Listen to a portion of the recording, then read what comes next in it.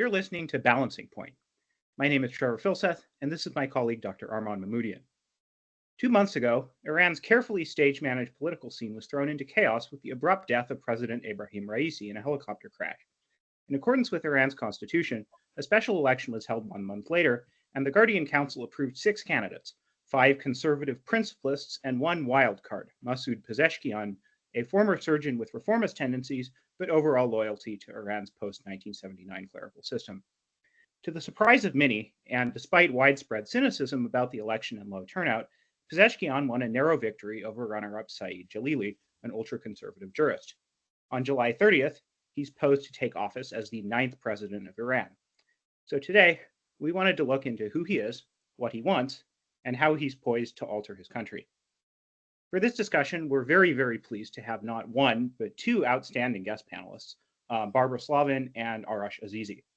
Ms. Slavin is a distinguished fellow at the Stimson Center and a lecturer at George Washington University. She also led the Future of Iran initiative at the Atlantic Council, and she's the author of Bitter Friends, Bosom Enemies, which I have to personally plug for because I used it as part of my senior thesis in college. She's worked as a columnist for All Monitor, an editor at the Washington Times, and as a reporter for USA Today and The Economist. Dr. Azizi is a writer and historian. He's a contributing writer to The Atlantic, and he's also written for the New York Times, the Washington Post, the Wall Street Journal, and a range of other publications. He's the author of 2 books, The Shadow Commander, a biography of the late Quds Force leader Qasem Soleimani, and What Iranians Want, Woman, Life, Freedom, a history and an explanation of the Mahsa Amini protests. He's a regular media contributor on Iranian politics and society, and we're very grateful that he could join us today. With that, I will turn things over to Arman.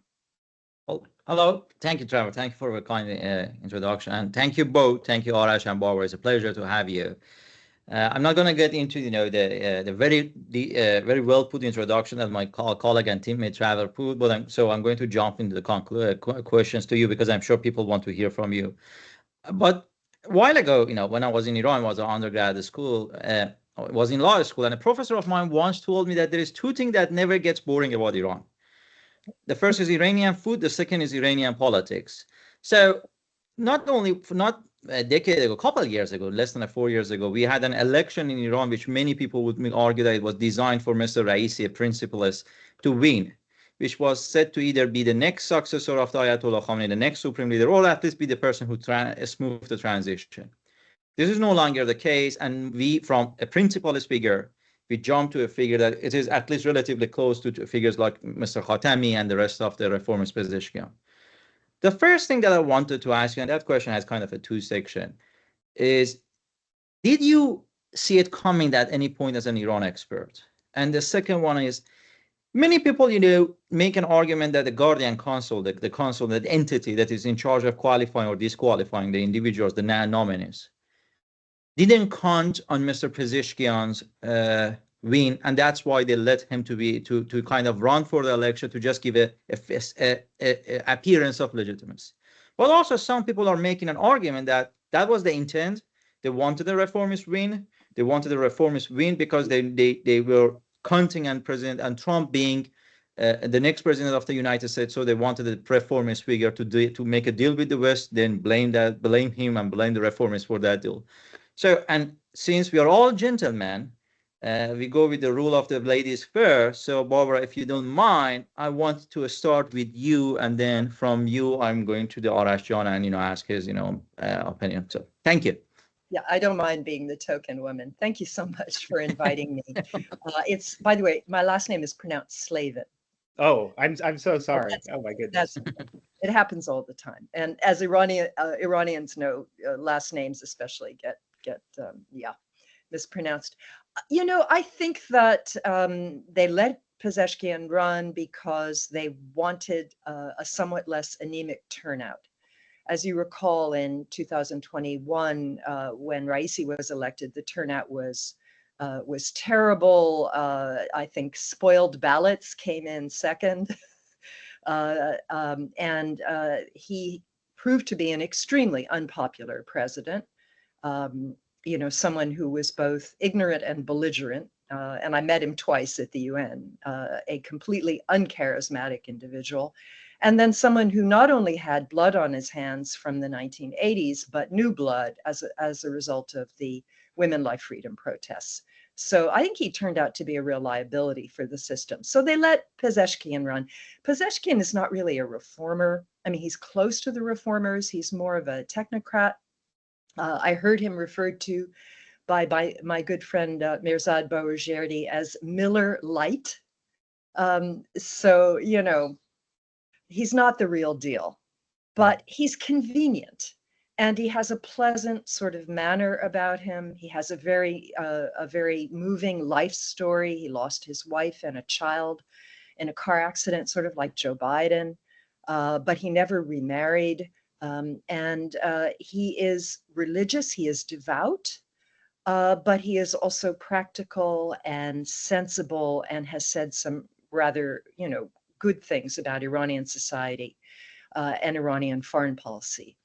I don't think he's going to have much leeway on the foreign policy. Those decisions are made above his pay grade.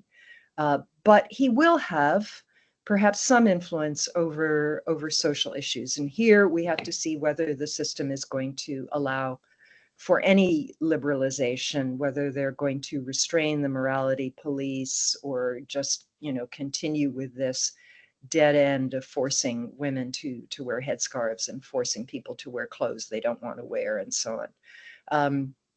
But he's you know, he's a new face. And speaking as someone who goes to the UN every year and meets the president and has done so since the 1990s, you know, he will be a better face for Iran internationally, I think, certainly than Raisi was.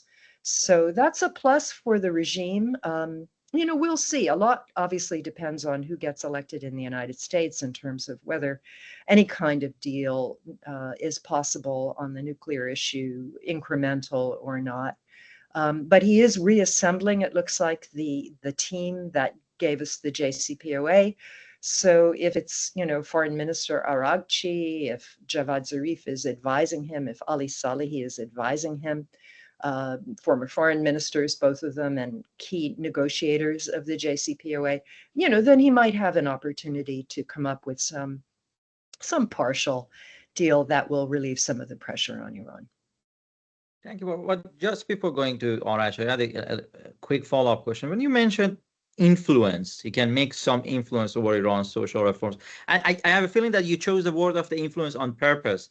So by influence, do you mean that change of exercise of regulation on practice, or you mean, you know, bargaining with the government, trying to reason in them, and then, you know, appealing to a sense that, and, you know, leveraging?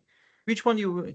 I think the latter, and you know, I mean, he has some enforcement and implementation powers, although obviously the, you know, the intelligence and security establishment, if they want to continue to crack down on the hijab and on women who don't wear the hijab, you know, they can. But he can have some influence. He can make speeches. He can make comments. He can, you know, prevent Parliament maybe from passing this draconian new hijab law, which was introduced under Raisi. So, you know, some influence around the margins. And if he gets some minimal sanctions relief and improves Iran's image a little bit in the world and lessens some of the pressure, you know, the currency could stabilize, inflation could be reduced, and Iranians might see a few tangible benefits. But it's not a wholesale change of the regime. And, you know, all of the key pillars of that regime remain in place. They're not going anywhere. Thank you, Barbara. And Dr. Azizi, Dr. Arash Azizi. All right. Yeah, so thank you very much, and thank you, Barbara, for your initial comments. So to answer to your two questions, first of all, you know, prediction. It's funny actually. You know, I think, well, of course, you know, you can never really predict Iran. I mean, who could have predicted that Raisi would die in this dramatic helicopter crash? I mean, you know, even the most you know, wide-eyed, I don't know, analysts couldn't predict that.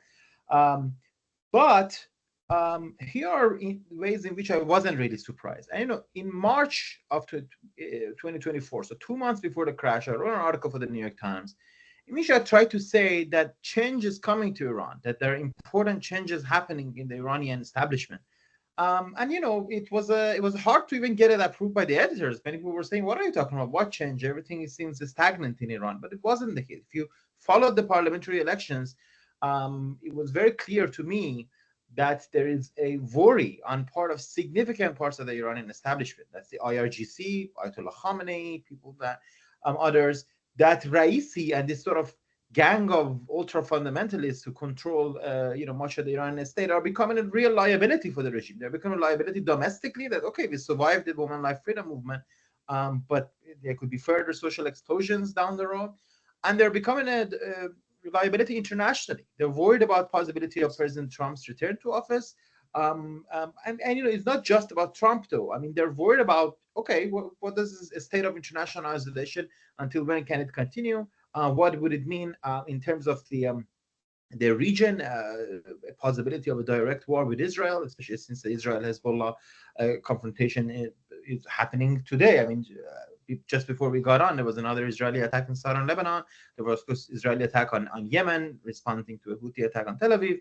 So the possibility of a broader conflagration worries people. So in this sense, it wasn't surprising to me that there would be a bit of a change, and that people in the Iranian establishment will try to shift gear. Now, the way I wrote the article in March, I was thinking about a change that would come in 5 years, not in 2 months, right? Yeah. But Iran surprises you in this. And frankly, I was mostly thinking of Khamenei dying. I mean, I didn't think you would have a huge change while Khamenei is alive. But he surprises us. I mean, one has to be, give him the credit, if you will. He surprised us. If after 2021, you're absolutely right. 2021 was an election which was preordained, and it was uncompetitive elections. You really didn't. Nobody would think that you're going to have a competitive elections again. I mean, this wasn't something that one would predict. I mean, I wouldn't say it's impossible, but it certainly wasn't. You don't think that's going to happen in 2 years. So that's the answer to your first question. And second question, I guess, look, I mean, I can't guess whether these are $1 million questions, right? It's what we historians like to call empirical question, right? What did the Guardian Council Khamenei think? Did they think Pezeshkian? But I would tell you this: the way they had set this competition, it definitely didn't make it impossible for Pezeshkian to win. I thought it was not likely, but it wasn't impossible. So the way I analyzed it, I mean, I wrote about it throughout. I can't predict. I mean, I can't claim something else, because I wrote, as things were happening, I wrote regularly for The Atlantic, and my prediction was that I don't think Khamenei really knows who wins or sets. When it's competitive elections, it's genuinely competitive. But of course, he looks at his options. I think he definitely didn't want Jalili to win. Mm-hmm. If you put a gun to my head, I think he probably wanted someone like Ghalibaf. But my point is that actually Ghalibaf, if you both agree, is even better, right? So I mean, I think Ghalibaf, but I think there was not actually much difference between Ghalibaf and Pezeshkian, which is something interesting. When you look at policy-wise, if you look at what Ghalibaf was actually advocating in the debates, no, they're very different guys. They have very different bases. And about Pezeshkian being reformist or not, I mean, I'll say briefly about that too. But I mean, the actual policies, if someone doesn't know anything about Iranian politics, and if you just listen to these debates, the actual policies advocated by Ghalibaf and Pezeshkian are remarkably similar in many ways. Certainly, Ghalibaf was closer to Pezeshkian than to Jalili, who is a nominal conservative. Ghalibaf, for example, very clearly said, look, we want to decrease Iran's nuclear program, right? Bring it down and make a deal with the West. In fact, he said it much more clearly than Pezeshkian in many ways. Now, because Zarif is there, so our mind immediately goes back to nuclear deal. But Ghalibaf said it very clearly. And anyways, so my point is that, I think Khamenei didn't mind and probably did want someone who was more of a centrist, what I call centrist, to win, because of the reasons that I mentioned, because he was worried that if he wanted fundamentalists to win, he would have just not let these guys run, and his life would be easier. And you saw the last thing I'd say very briefly about, I mean, I guess we can sort of have the conversation going on as to what Pezeshkian can do and what can he not do. But when we say what powers he has vis-a-vis the security forces and all that, I think we should remember that his relationship with the security forces and supreme leader are going to be very different from the relationship that even Rouhani and others had, and basically probably more better relations. And we can sort of talk about that. But the fact that he's a reformist, I always say, I say capital R reformist. That he's not in favor of reform. That's right. Like, he's not in favor of democratic reform program, but he was the candidate of the reformists. Reform. It's a very striking fact reformists had a chance to nominate whoever they want, right? And before the Guardian Council said anything, reformists introduced 3 candidates. They said, these are, in the ideal world, these are the 3 candidates we're introducing. Yeah.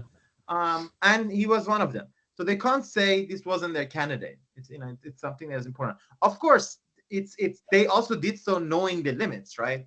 Like it's just like it's just like the Democratic Party, like, would run a candidate in the general election of who they think they can win, right?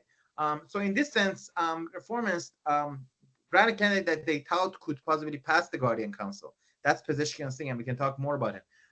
But so in this sense, he's the reformist candidate, capital R reformist candidate. This political faction that had been in political wilderness is back and now controls the presidency again. Please stop me if I went over time or anything at any time. No, we like to listen to you. I want to take a step back here and get to the mechanics of how the election worked and how it was that Pezeshkian managed to win. Because, of course, there were 6 candidates. He was the only reformist. The other 5 were more conservative, at least publicly. And turnout was only around 40% in the first round, but it increased to around 50% in the second round. And that was higher than it was in 2021. And so how would you explain that? Should we, and given that Pezeshkian won and he got the reformist vote, should we understand that as support for a reformist or opposition to Jalili, who people thought would make things much worse? And I think Arash wrote about this a little in the Atlantic, so I want to kick it first to him. And Barbara, if you have anything else, I'd love to I have a few thoughts on this. Yeah. Yeah. No. So very briefly, the question of why did Pezeshkian win and right? You mean why did he win? Oh, how did he win? Okay, very briefly. So yes, the candidate running. There were 4 conservative, 1 centrist, 1 reformist in the Iranian political, in the Iranian political alignment, political families that exist in Iran, right? So, look, Pezeshkian in the first round was able to make it to the second round. So it's unusual, right? Usually the idea that when very few people vote, the idea is that reforms don't do so well. In this case, he was able to. It's very interesting, actually.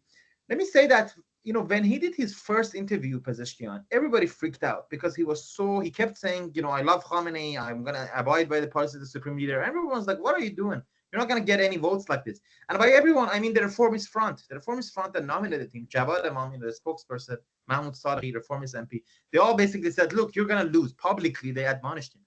It very quickly became clear that that's actually his method, if you will, or his policy. Like he is not running as a anti-systemic reformist. He's not running as a critic of Khamenei. He's not running as a democratizing reformist. He's running as a guy who's saying, look, and a very technocratic, as Barbara said, on a very technocratic program that, look, I want to bring the nice, right guys in, anti-corruption in this very broad way that everyone knew he's the most outsider, right? So in some ways, he was actually compared to Ahmadinejad because of this. He also wore a raincoat instead of a suit. And he was the outsider. He was clearly the one with the cleanest hand.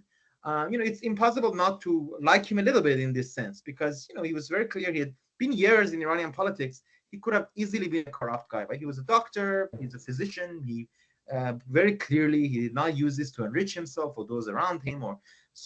It helped that he was not only that he was ethnic Azeri himself, but he championed the non-Persian ethnic minorities in Iran, basically. His mother is Kurdish. He's sort of grown up in Kurdistan himself, and he championed that. And actually, the Baluch in the southeast, who like the Kurds, are Sunnis, so there's also a bit of a connection there. So in the first round, he was able to skate through, like that, basically. In the second round, I have no doubt. I mean, in the second round, there was, and I always predicted this, that anybody who goes with Jalili in the next round is going to lose.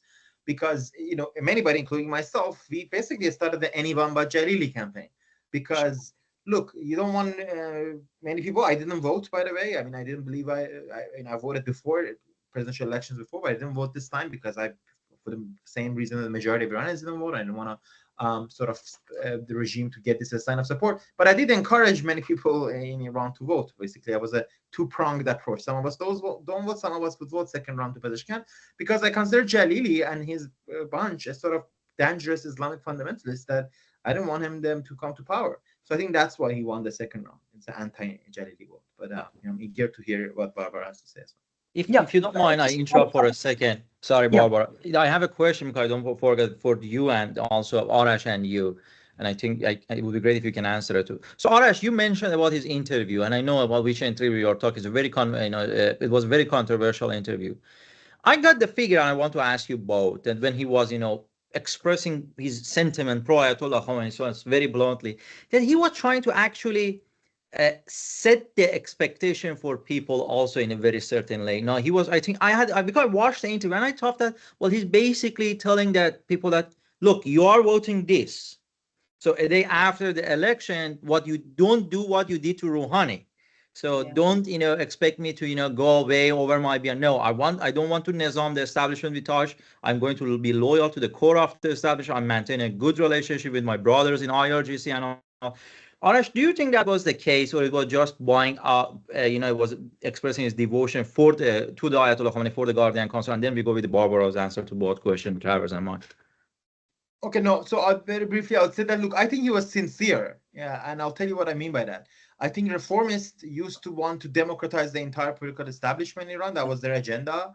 And it's a bit depressing for me as someone who's like lived through it to see that the expectations are so lowered. But I think Pezeshkian doesn't have that kind of agenda. I think he believes Iran is the Islamic Republic. He accepts the structure and believes there are different wings, and he wants this other wing to be in power.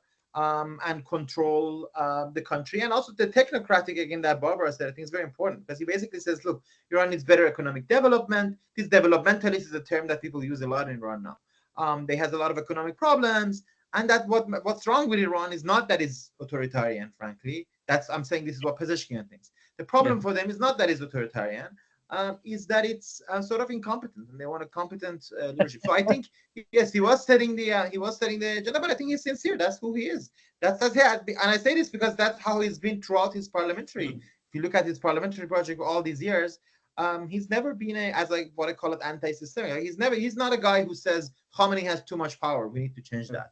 He basically says, no, well, those of us who are running day to day should do things differently. Yeah. Thank you.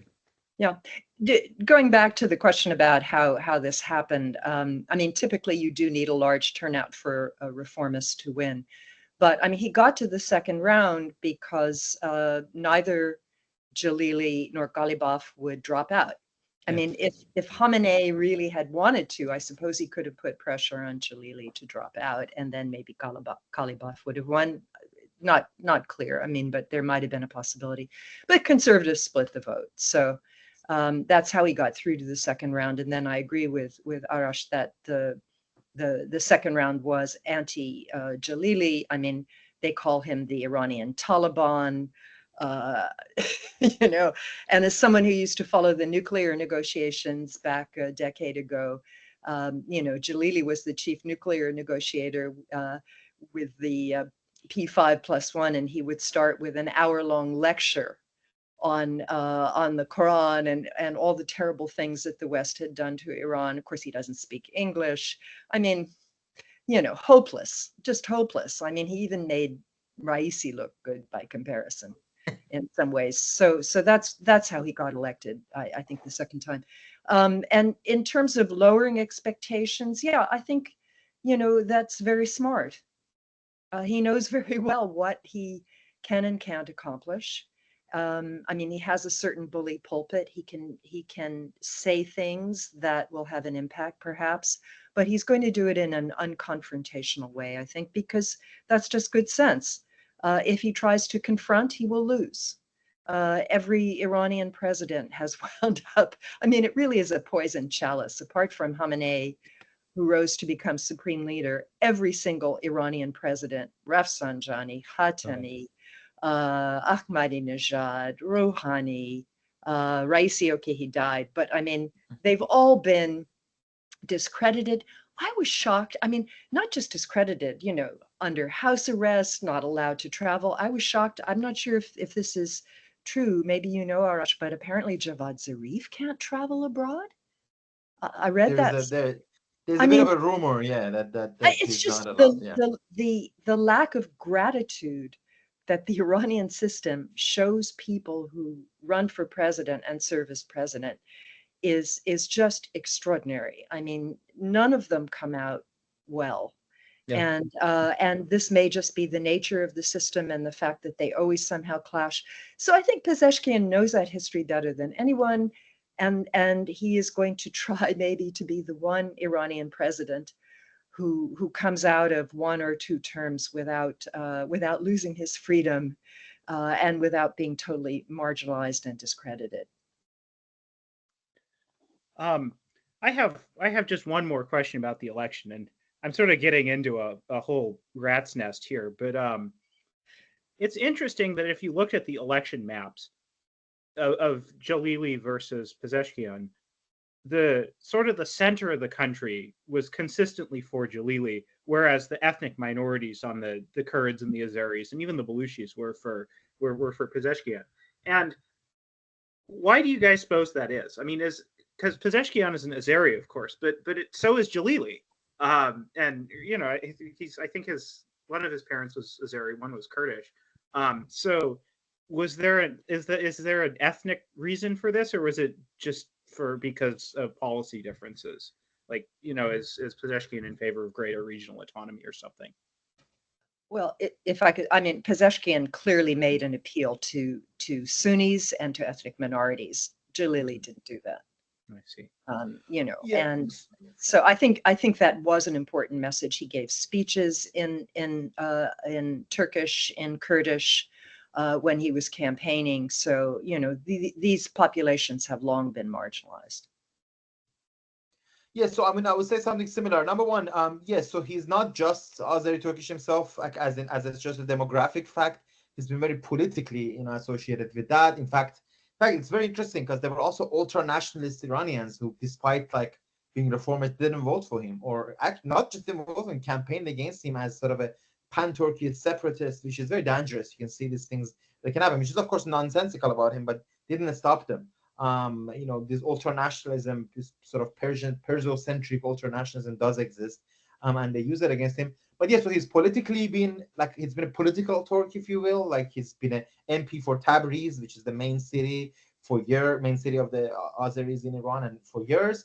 And yeah, so he made a very, it's very actually interesting, I think. So he made ethnic minority issues central to his campaign. And I'll add something else that, you know, when you look at his maps, it's always like, okay, so yes, like he lost Isfahan, but like it's not like he got 20% in Isfahan, right? He got like 40 something. So the differences are small. But and also the ethnic minority, so the Sunni majority areas of southeastern and northwestern Iran always vote more for anti-systemic sort of candidates, like candidates critical of the status quo anyways. So that's usually the case for obvious reason, because they're the Sunnis in a Shia-led Islamic republic, so they have more reasons to be oppositional. But for him particularly, I just want to emphasize, first of all, he for example, criticized the fact that Iran has never had a Sunni provincial governor, right? So provincial governors of Sunni majority areas have always Shia. He actually said no Kurdish, which is not true because there have been Shia Kurdish ones, but obviously most Kurds in Iran are Sunni, so that was clear. Yeah, so I was just thinking about death of the defibrillator. So death was Jalili, and the defibrillator that could shock the system back to life was the cardiologist Pezeshkian. So I thought that was rather clever. Yeah. No, it really was. Yeah. So I was I was just in the middle of saying that you know, about the Sunnis and stuff. I said it's what might be interest to people who are following this in Iran is that so right now actually they're picking the cabinet, and there's tons of fights about who's going to make it to the cabinet. Zarif is in charge of something like a committee basically that will, you know, decide who the candidates are for, and you know, there's everybody on this committee. They're all different sorts of people. It's really it's a balagan, as they say in Hebrew. I mean, it's a lot of fight about, you know, who can get in.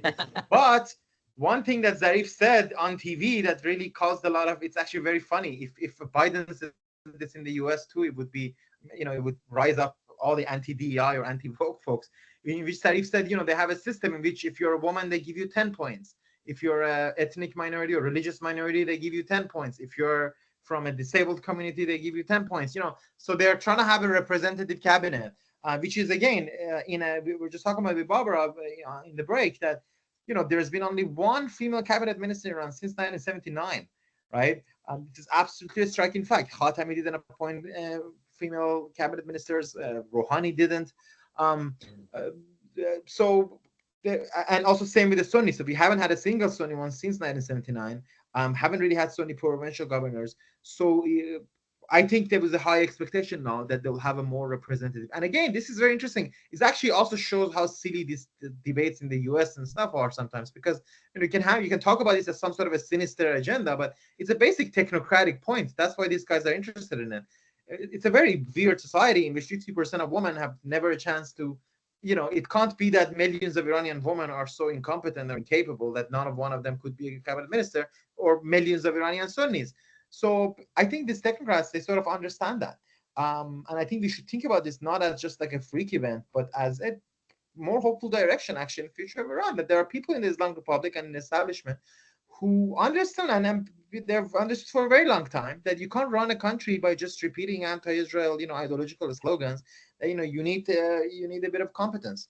And I think there's a lot of signs of that. So is Pezeshkian one of those people? Because I have to say, I don't speak Farsi. I can't really listen to what he says. But from what gets reported in the West, he sort of seems like he's just this blank slate, right? He's vaguely technocratic, but he doesn't sort of seem to have any real ideology. He wants to improve Iran's relations with the West, but he also wants good relations with Russia and China. He wants sanctions relief, but he doesn't really want to make sacrifices to Iran's foreign policy. And so it seems to me that these things are all, at least to some degree, mutually exclusive. So what does he actually want, and what do you guys think that he's going to prioritize once he's in office? Barbara is making excited faces. So you go first. Yeah. Look, again, some things are not within his control. So, given the chaotic state of American politics right now, is there going to be any kind of receptivity to some sort of understandings on the nuclear front before our elections, after our elections? I think, that remains to be seen. We will have the UN General Assembly coming up in September. Presumably he will come and he will bring his foreign minister. He will bring a team with him. So that will be an opportunity. Perhaps there'll also be, we still have the Omanis and the Swiss and others who've acted as intermediaries.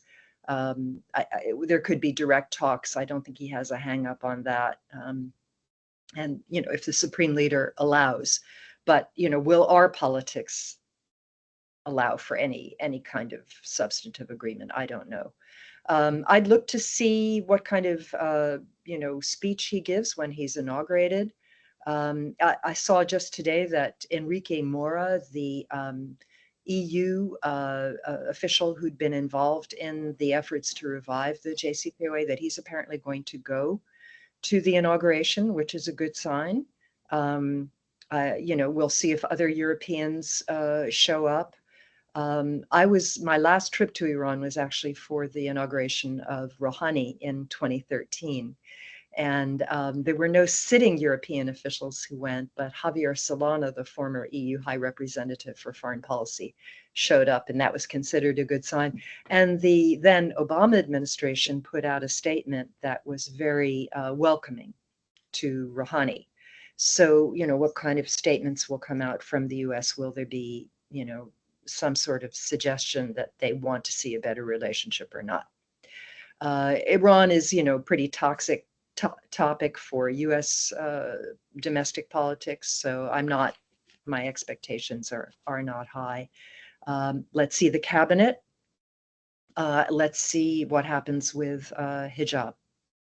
And also, I'd like to see whether professors who were purged under Raisi because they supported women life freedom, whether they're reinstated, whether there's a little bit more intellectual freedom, a little bit less cracking down on the internet. These would also be very important positive signals if they come. Yeah, so in regards to him not having sort of ideology and all that, look, he did always run as a reformist all these years, and this really matters because he lived throughout a time where reformists were politically repressed and marginalized. He could have, if he wanted to be a sort of a nothing guy, he could have very easily just not associated with the reformists, really. He could have run as some sort of a some Tabrizi middle-in guy. We have these guys in Iranian politics. They exist, right? We just go out there and say something general. He didn't do that. It's very interesting about him. The other interesting thing about him is that actually, he resorted to this religious language. He used more Quran, and more than Quran, Nahjul Balagha. It's a book, Yeah. you can see it behind me in my bookcase. It's a book of sayings of Imam Ali. My joke is that now it's like has to be a to-go guide for Iranian politics from there, because he uses it so often. The book of sayings of Imam Ali. So what does this tell you? What it tells me is that he's genuine, again, he's sincere about these things, right? So in a time when religiosity has always become it's sort of a tool for government cynics, right? It's very funny. We had a point in which Jalili was saying, hey, you just read Quranic stuff, which is of course funny because Iranian politics, right? Supposedly that's like the hardliners. But I think he believes in that stuff. I think he believes in Islamic ideas of justice from himself. Like he sees that some sort of a very, you said Miller Lite and sort of a 1979 He's an old light, revolutionary. He's an old revolutionary. He and his wife, who we met in medical school, were revolutionaries together. I mean, I love this. Yeah, exactly. So they were 79. Yeah. Exactly. So they are from the generation of 79 revolutionaries, and some of them, they have kept some of that, some of that fervor, and that means also he did a lot of terrible things the early years of the revolution that everyone's not reminding of. But so I mean, I think he's genuine there. He sincerely has some of that. So I don't think he's an empty suit or an opportunist in this way. I know in terms of and the technocracy part, I don't think it's sort of vague enough, again, because he's associated. He's with Rouhani people whose entire program is tech. And what do I mean by technology? Let's open it up, right? I mean, these are people who believe, look, Iran needs to get rid of the sanctions. In order to get rid of the sanctions, it needs to negotiate with whomever it needs to negotiate. And anything that it wants to do it hinges on that, right? So these are people who have really surrounded the Pezeshkian team. The fact that you say he also says that about Russia and China, or that article in Tehran Times was criticized by also sort of mentioning that. Look, I mean, obviously, Iran can't also lose its relations with Russia and China. Frankly, if I was foreign minister of Iran tomorrow as well, I wouldn't want that, right? Because I mean, Iran, like any other country, I mean, Israel has extensive relations, let's say, with Russia and China, right? Any country, it's like in the multipolar world, needs to have extensive relations. But relations, Iran shouldn't support Russia's invasion of Ukraine, for example, militarily or politically, as it has. Unfortunately, and people around Rouhani heavily oppose that policy publicly. You don't need to take my word for it. So, so this is in terms of who he is. In terms of what can we expect both domestically and internationally. I think, as Barbara correctly said, this is the U.S. election year. Frankly, what happens to the U.S. side is more important than the Iranian side in this way. The very fact that the scene was set in this way is clear that these guys need to, they want to make some sort of a deal. The contradictions there are fundamental contradictions, though, that are not really solved yet, which is that, so Khamenei, he has a vision of Iran. He wants it to be an Islamist paradise. And for him, the paradise requires hijab, enforcement of mandatory hijab, requires a crackdown on Iran. Why does it require a crackdown on Iran? If Khamenei was the supreme leader in a different country, he wouldn't need to do a crackdown. The irony is, and all you need to do, I'm sure Barbara who's been to Iran can confirm this, the problem is Iran is an Islamic dictatorship ruling over a population that is more critical of Islam, than your average European population. Even I really would say that. Like, this is a bunch of kids, especially the new generations, who really hate what is shoved down their throat by the government. They're very pro-Western, quote unquote, by which I mean they're into, Western music and Western arts and Western culture, and all these years of, Russia and China. Even these guys themselves, none of their children studies in these countries, right? They're ultimately, I mean, I meet people who are super pro-regime and all that. Their biggest honor in life that they went to France or Switzerland, or they study in these places, right? So it's very hard to rule over this population with your Islamist agenda. And in the region, most importantly, for many years now, Khamenei has turned Iran into a platform for supporting these anti-Israel sort of militias in the region, which are both bother Israel, but also bother the different Arab countries in the region. And now that Iran wants to have good relations with the Arab countries in the region, it wants to have better relations with the West, and it also wants to not have a war with Israel, right? So these are the contradictions, right? What does it mean? So as you know, Pezeshkian beautifully wrote a letter to Hassan Nasrallah, spoke to Hamas, said we support you. What does it actually mean, right?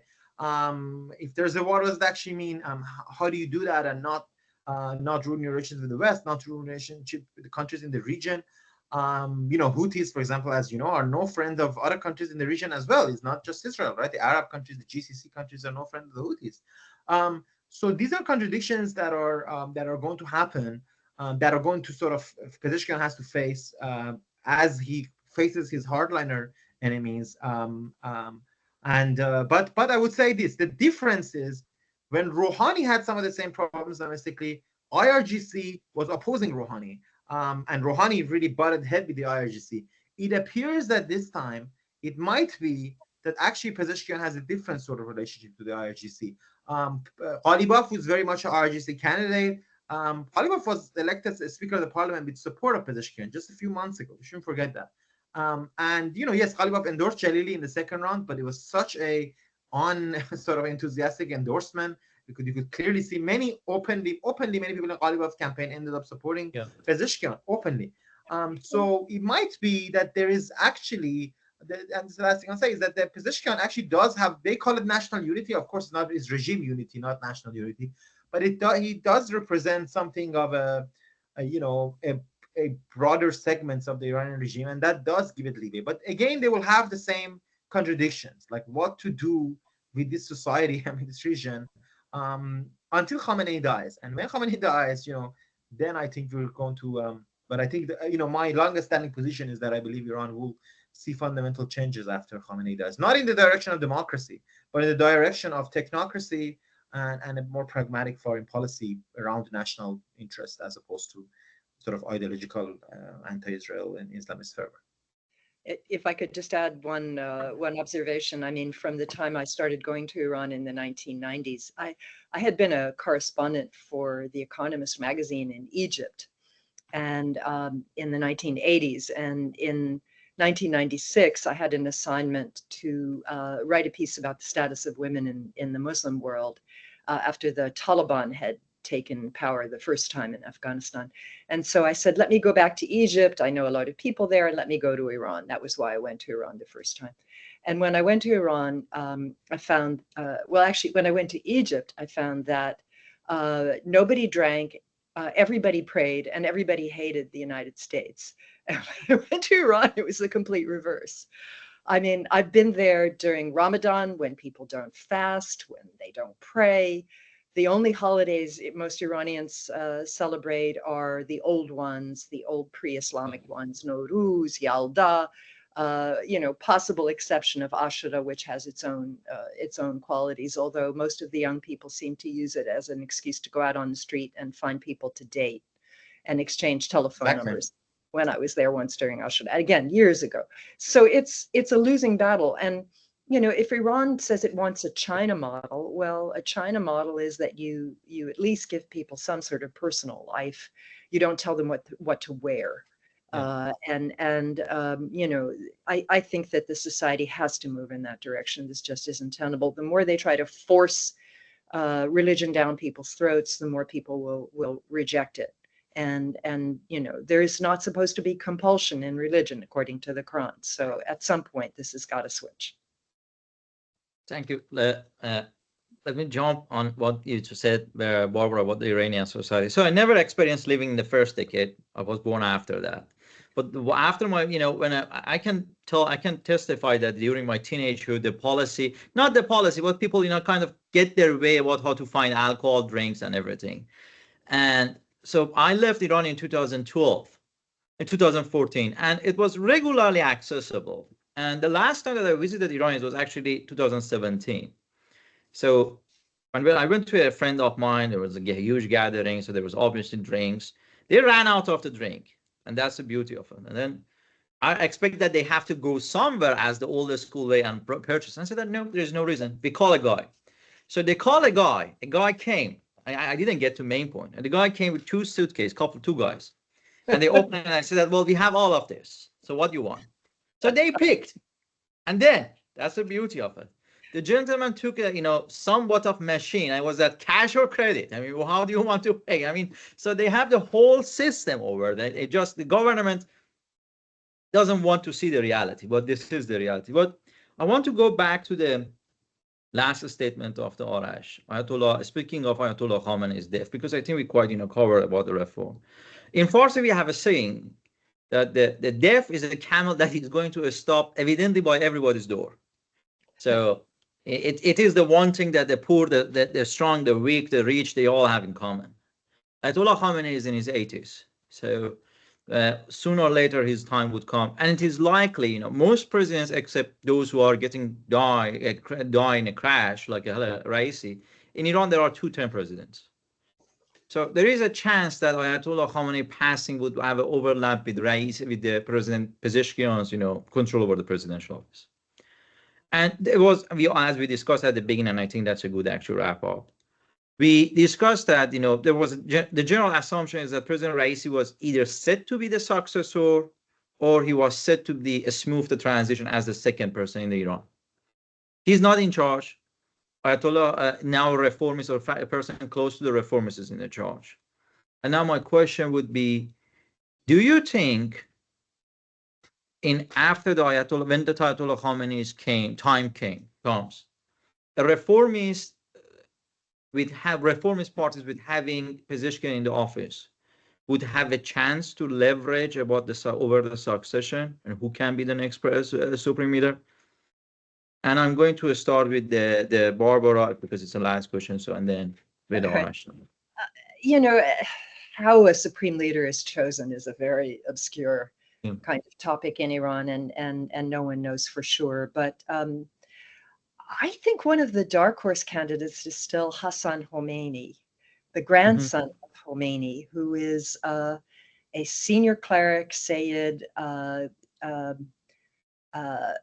who has somehow not been totally marginalized and blackballed. You still see him showing up at various events with the supreme leader. He's relatively young. If the system really wants to kind of bring people back together, someone like Hassan Khomeini could be a unifying figure. Now, the IRGC is still going to be the power behind the throne, whoever the supreme leader is. People talk about Mojtaba Khamenei as being a successor, but I just don't think, if you have a revolution that you can then go back to succession by blood. I mean, then it just becomes another monarchy. It would be kind of ridiculous. I'm not ruling it out, but so I'd put my money, there are a couple of other Ayatollahs. There's Arefi, I think his name is, who's number 2 now in the the Assembly of Experts. There are a few other folks out there who would be less controversial and could be unifying figures, who are very senior and could serve that role. But Khamenei, I mean, he just keeps on going. So who knows how long he'll live? I mean, so these guys get great medical care, and he may just hang in there. He looks to be in better shape than Joe Biden. Yeah. Sorry to say. Isn't that true? Ayatollahs. There's a saying: Ayatollahs never retire and barely die. So Arash. Yeah, it is true about Ayatollahs. Although I have to say, the reason Ayatollahs usually live to like 300 years old is that they have, they just sit at home and read, basically like academics, right? Which is not the case with Khamenei, who has a very stressful job and all that. So, he has to die at some point. I think it's very likely he will die with Pezeshkian being alive. And no, so my perspective there is that yes. So I believe so first of all, I believe the era of politically powerful clergy in Iran is over to a large degree. These actual candidates, they have very little power. They're going to do what the actual centers of power and wealth in Iran will tell them, basically. And so the IRGC is one, although the thing about IRGC is that it's not one unifying force, as the election shows. I mean, I wish we had serious exit polls that we could trust in Iran, but it's very clear that some IRGC rank and file voted for Jalili. It was obviously clear the leadership wanted Ghalibaf. And again, what is my evidence? All the major IRGC outlets, they turned for Ghalibaf. It was kind of pathetic. With all of them showing up, we couldn't get more than like 12%. So it's very worrying for them. It shows that, they're definitely not able to bring people out in a sort of a mass politics way. And Ghalibaf is their best candidate, frankly, right? I mean, he's a competent guy in many ways. He was, mayor of Tehran. He's well liked internationally, actually, sort of very secretly, with a lot of people who met him when he used to go to Davos and stuff as a mayor of Tehran. He was a guy they could play politics with. At any rate, so I do believe, and this is generally a way to understand Iran, because a lot of Iran analysts is very sort of lazy, and it's all about, it's what Khamenei wants and everything will happen, and he's already set things for the next 200 years. I mean, they give him powers that he doesn't have. The reality is Iran is not a one-party state. It has different political factions with widely different demands. In my opinion, as I said, there are three factions in Iran. As I said, I call them North Korea, South Korea, China, right? And I think the China faction is the strongest one. And as and by China, we really mean the Deng Xiaoping's China, not Xi Jinping's China. Basically a country that keeps some of the originals of the revolution, but it really is a technocratic, capitalist country wanting to improve things. And it's easy to sell that to Iranians. Iranians, like most people in the world, are first of all Iranians, right? The thing they care about more than any ism is a strong, prosperous Iran.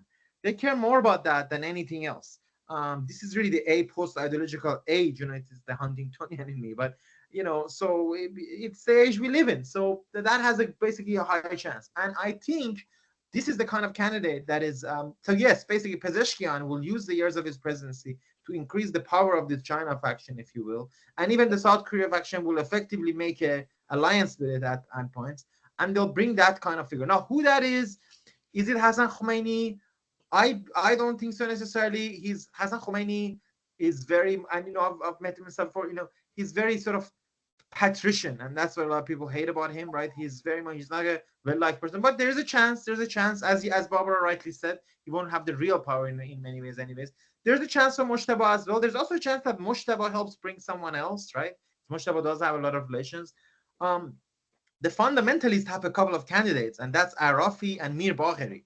And if you follow Iranian media in the last couple of weeks, they, for some reason, the fear of Mir Bagheri is everywhere, and everyone's talking about him and this thing that he has called academy. And Mir Bagheri is a guy who believes women shouldn't study physics. He's that charming kind of guy, right? And I don't think these kind of people. I think, yeah. So I don't think the guys like this have a chance in the future of Iran, because and this is where my fundamental bias, if you will, and fundamental sort of view is that I think people in the Iranian establishment, including people in the IRGC, including people in these places, they don't want that kind of thing. Right? They know this sort of the jig is up on these ideas. And I don't think they really want something like that. I think they much rather, they would want, as I said, a strong national Iran, and they're no fan of democracy. They're no fan of gender justice. They're no fan, right? But they're also, they're not fundamentalist in this way. And people like Jalili and them are also a bunch of losers who've never ran anything. It's a thing you have to remember, right? Imagine you're someone like in IRGC, you fought with you led a battalion in the war with Iraq, and you've done this, and you've gone against Israel, and you've gone, and then some guy whose entire life is basically reading books comes and wants to run things over and says, "Oh, you're all doing it wrong because you're not Islamic enough." I mean, you're not going to have much time for them.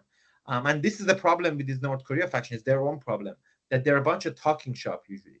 They don't actually have, because it's not an accident, right? People who've actually done things, they know you can't really run a country of 85 million on this basis. Khamenei has been able to sort of hold on to them and others and balance between them. But ultimately, I think Iran will see change, as I said, after Khamenei's death, and it will go to a different technocratic direction and a more pragmatic foreign policy. But it has to solve it has to answer some very tough questions, and it will be a very rocky road there.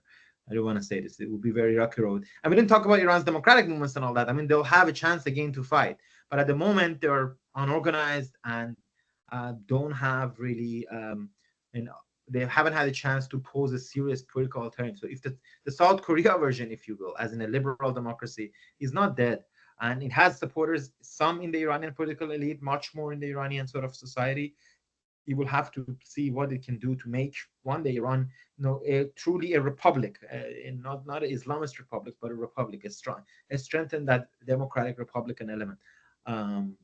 That's something that will also be of relevance in the future. Thank you. Inshallah. Thank you, Arash. Inshallah. All right. I think we're coming up on time here. Do we have any final thoughts from either of you?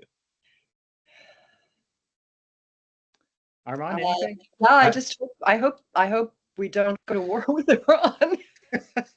I mean, let's face it, we may have a lunatic back in the White House with people who like to bomb stuff. So, I think Trump would much rather negotiate the Trump plan of action than bomb Iran. But there's some very bad characters who are angling for jobs in a future Trump administration. And, the Israelis, God knows what they're going to demand of the United States as if we haven't given them enough support over the last 9 months and last however many decades. So, yeah, I just hope we can resolve some of these issues peacefully and give Iran a chance to change, because the worst thing that could happen would be a major confrontation between the United States and Iran. That would set the country back years and years and years. I mean, I would just echo that to say that a war has to be avoided at all costs. A continuing conflagration would put the entire world at risk. And there's a lot of trigger-happy people around Trump. I think his own instincts are not there, and he wants a deal. But I think Ali Vaez made this argument before. He wants a deal, but he basically, Democrats are much better at actually negotiating with Iran. And Trump personally, he doesn't. As he also failed with North Korea. Let's remember, he wanted to deal with North Korea, he couldn't really get it. He doesn't seem to have the attention span or a sort of instinct to compromise on key things. Even though he always said he wanted a deal. I would say that, and I would say, the matter with Israel is also important. There's a chance of a war with Israel, and it's very important. I made this point about, I think, Raz Zimt wrote a very interesting article recently about how Pezeshkian is not viewed positively in Israel because they think he will basically make it harder for Israel to coalesce the world international community against Iran because he's sort of less of a hardliner.